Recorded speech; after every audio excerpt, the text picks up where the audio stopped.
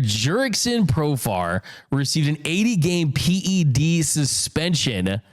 Major League Baseball has announced that Braves outfielder Jurickson Profar has been suspended for 80 games after testing positive for a performance-enhancing drug.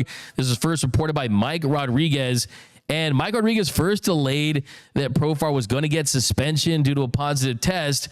Didn't want to completely say it was going to be a long suspension, but then the GOAT, the voice of record in Major League Baseball, came out. Jeff Passady confirmed that it would be a PED suspension, and Major League Baseball, they responded with a statement that read, "The Office of the Commissioner of Baseball announced today that Atlanta Braves outfielder Jurickson Profar has received an 80-game suspension without pay after testing positive for chorionic gonadotropin HCG, a performance-enhancing substance in violation of Major League Baseball's Joint Drug Prevention and Treatment Program. The suspension of Profar is effective immediately." Then the team released a statement that read, "We were surprised and extremely disappointed to learn that Jurickson Profar tested positive for a performance-enhancing substance in violation of Major League Baseball's Joint Prevention and Treatment Program. We fully support the program and are hopeful that Jurickson will learn from this experience." And then Profar, this was the one that you all wanted to hear. What would he say? Because we know how these usually go. "I had no idea, but I will accept the suspension. I did not know what I was taking. It was a medicine that was given to me, but I will take the suspension," right? Well, here's what Profar had to say. "Braves fans, today is the most difficult day of my baseball career. I am devastated to announce that I have been suspended for 80 games by Major League Baseball and the Commissioner's Office for testing positive for a banned substance this season. This is especially painful for me because anyone who knows me and has seen me play knows I am deeply passionate about the game. There's nothing I love more than competing with my teammates and being a fan favorite. I want to apologize to the entire Braves organization, my teammates, and the fans. It is because of my deep love and respect for the game that I would never knowingly do anything to cheat it. I have been tested my entire career, including 8 times last season, and I've never tested positive. I would never willingly take a banned substance, but I take full responsibility and accept Major League Baseball's decision. I am devastated that I won't be on the field with my teammates for the next 80 games. I look forward to competing again at the highest level this season upon my return." So the big issue with this for me is, if you know anything about the story of Jurickson Profar, it was that in 2023, he looked like a role player.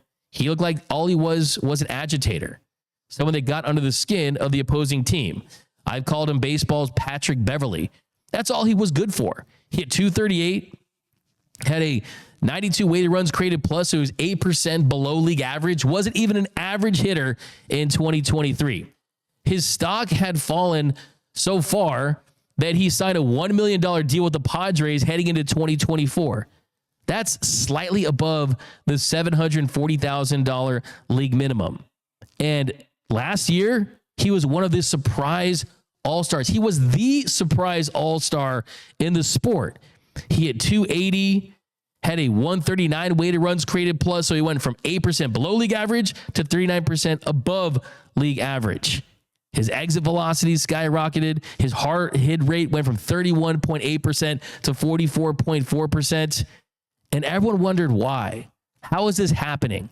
You don't see players at 31 that have struggled, if it's not due to injury, turn around this significantly in 1 year. Well, he parlayed that really nice all-star season with the Padres into a $42 million deal with the Braves. The Braves signed him for 3 years and $42 million, and now he is going to be out 80 games. And even worse than that, now that he can't take PEDs, what kind of player is he going to look like? But I always find this hilarious. These players, I had no idea. I never knowingly put a banned substance in my body. I'm surprised by this news as anyone. I will, however, abide by the league's decision and apologize to the Braves fans and organization. Like, that is such a bunch of crap. At some point, can we just get one of these dudes? I would respect Jurickson Profar more Hattie came out and said, well, you caught me. I definitely used PEDs last season. It impacted my performance greatly. I accept my suspension, but you know what? I signed a 3-year, $42 million deal. It was 100% worth it, and I'd do it again. When are we going to finally see that in Major League Baseball or in sports? This guy should not be able to collect that $42 million. He's an absolute fraud on fraud, and it makes me think of that moment in the NLDS against the Dodgers, where he robbed Mookie Betts with a home run. It looked like it was out. Then he hid the ball in his glove, only to reveal that he had caught it to troll the fans. Does he make that play without steroids? They should do a meme where he opens the glove and instead of the ball, it's a syringe there. You can't spell Padres without PED. First, it was Fernando Tatis Jr. a couple years with the ringworm cream, and now it's this. What's going on down in San Diego? Why is it down in San Diego that they have issues with performance-enhancing drugs? So Jurickson Profar, this totally destroys his career. He'll always be known as a guy that did PEDs, but he'll also be in a mansion somewhere with a Ferrari, a Rolls, having generational wealth. So, I mean, it sounds like it was worth it. J-Rob, I mean, think about it. No one wants to say that. It sounds like the wrong thing to say, but steroids for 1 year? I'm not saying I would do it. I would never do it. Trading steroids for 1 year for $42 million. He went from $1 million to his career might be over. Steroids, great year, 42 M's. I mean, listen, he's a bad criminal, man. He got caught up. You know, he should have had some cleaner piss. I mean, I feel like obviously he should have had some cleaner piss. I mean, if you're gonna take these risks, you know the repercussions. Obviously, I agree with you. If somebody told him you use this needle, get this little juice, and I can get you $42 million, I mean, like what did Drake say? Sound like a fair trade to me. So, I mean, obviously it's awful and it's not good for the sport. I wouldn't condone doing this at all. However, he made a decision, and I mean, hey, I think you hit it on the nose to say I accept the league's punishment. If I did not do steroids, if I truly thought in my heart of hearts and felt that way that I do steroids, I'm showing up at the league offices with a bat, with a torpedo bat, literally breaking through the window saying, you're not going to tarnish my name and my legacy, because that's what this does here. Seriously. When you are attached with steroids, that's always who you are. Barry Bonds, you can make the case he was already the best player ever before the steroids. Right. But he can't get past the steroids. Right. And sure, I'm here for the home runs went 450 feet instead of 425 feet, right? Yeah. But I actually talked to someone in Major League Baseball last year, and we talked about Jurickson Profar. Right. And they told me then he was on the juice. And I didn't believe it.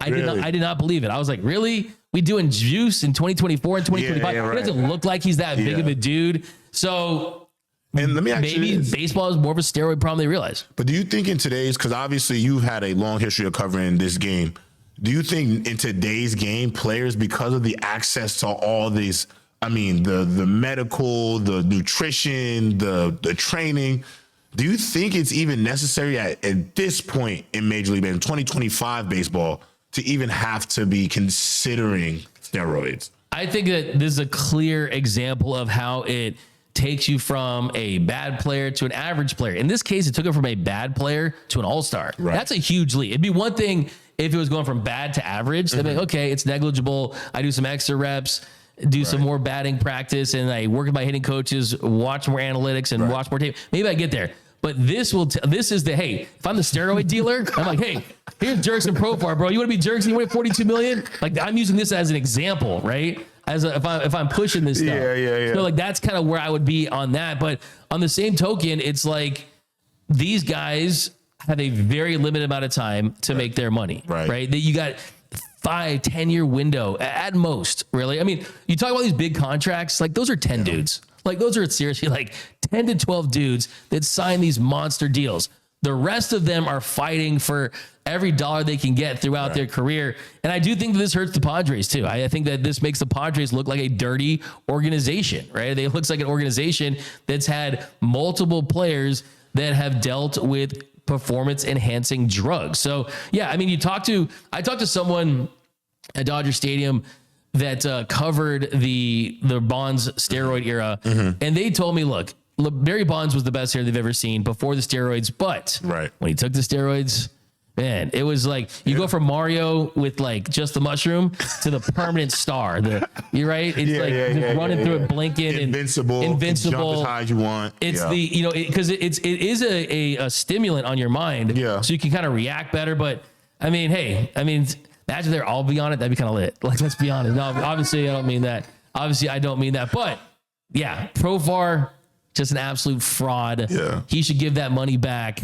And the Braves, there's got to be some type of clause in these contracts. I bet I see the thing about baseball, it has the strongest players union, but maybe when the new CBA comes rolling around, they'll look to put something in there that protects the organization from something like this. But switching gears, probably the juiciest story in sports, if it's even about sports, has to do with Pat McAfee.